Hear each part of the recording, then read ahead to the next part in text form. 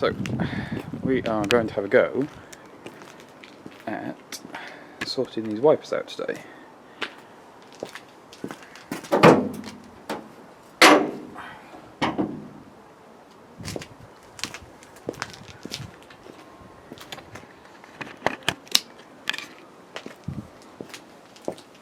So, one of the problems we have,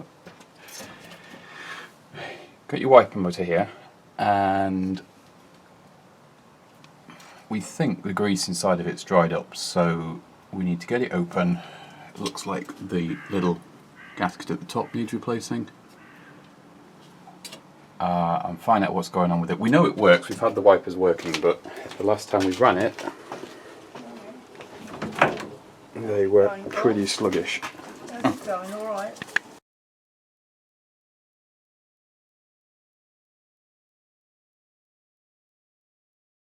This time, we'll get it right.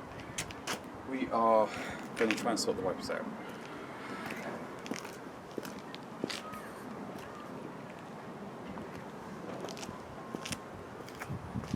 A bit tricky to get in the car sometimes.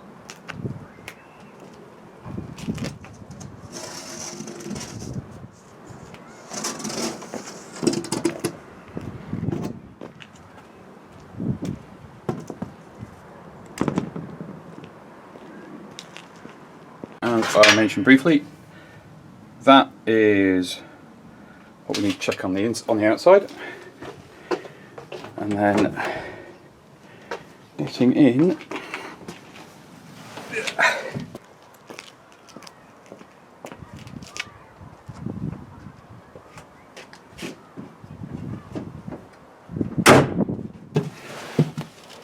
It's just squeezing in through that gap. So, a bit dark in here. It's a very small garage with no power, but the main thing to try and figure out is why is that linkage like that? Because when the wipers are running, this arm in particular is actually rubbing on the back of the dashboard, and we're not sure why that would be. So here we are underneath the dashboard. And what you've got is, this is one of the control spindles that are inside the car. Normally there's a Bakelite knob that goes on that, and you either, I think you push it in and turn it to turn it on. It's a bit strange to me because I'm not used to cars of this age, but you basically push this in, or pull this out, and then turn it, and that engages this whole mechanism. Now, it looks like, when the camera wants to focus, it looks like what's happened is wow, this is really difficult to see. On here you've got some washers, and behind this there's another couple, and they look a bit worn, and I'm wondering if the problem is actually that these washers are just a bit too thin. So if a slightly thicker washer is put in with a new split pin, that will space it out and get rid of some of this slop. The motor itself, you have this shaft here that comes from the back of the motor, and that joins onto this mechanism, which has this arm coming up here, and then this arm links across to the driver's side spindle. So the one motor powers both wipers. We don't have to faff with separate wipers like you would on an early Land Rover.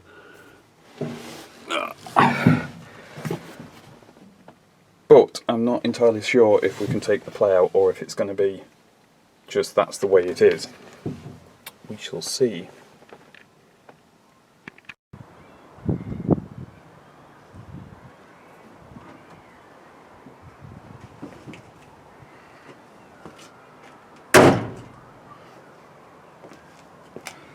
That's one advantage of suicide doors. Flat blade screwdriver.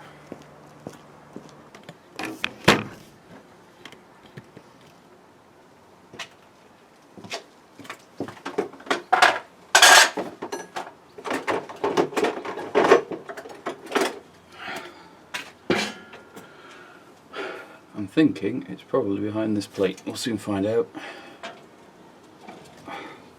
No, it's more stubborn screws covered in paint.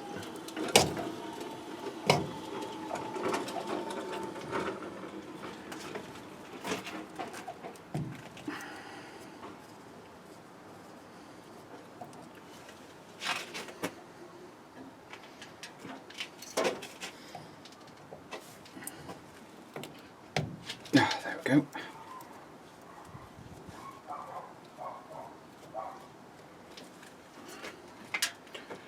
And you're seeing this as I'm seeing this, so who knows what we'll find. Bloody dog.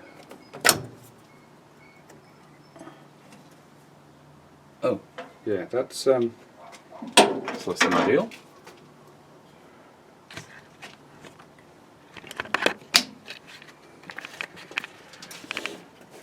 I would say that grease is probably not the best grease. It barely looks like grease at all. On the back of the plate I've just popped off, it's like,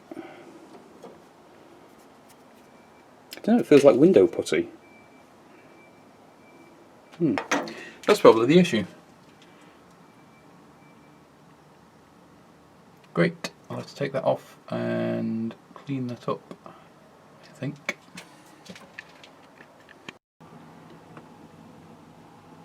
Okay, we are back on this, and we have an improvement. It still moves, but nowhere near as much. And what I've done, hopefully the camera can pick this up, is where this washer is here, there was just a little bit too much play, so we took the split pin out and pulled the washer off, put a slightly thinner washer in behind it. I don't think the camera can show you. You have to take my word for it, there is a very, very slightly thin washer behind there, and that's just taken out the excess play that was causing this to sag and rub against where the dashboard goes. So, that done, we can now hopefully get the dashboard back in. That'd be nice.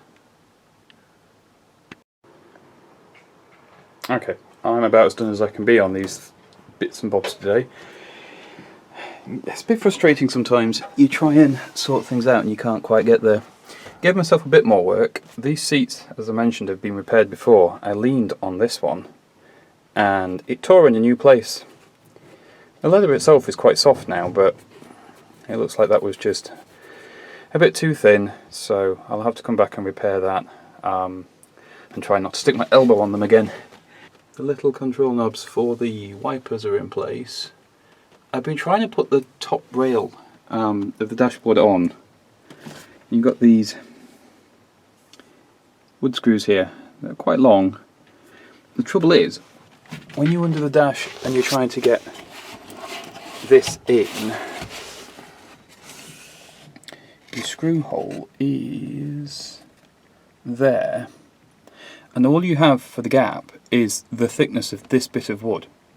You don't actually have any more space than that, and the screws I've got aren't magnetic, which I thought they were, as in they don't stick to the screwdriver in the way other screws are doing. So I'm probably going to have to push the car out of the garage to do that bit,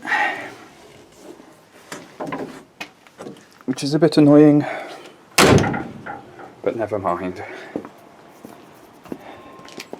We'll get there.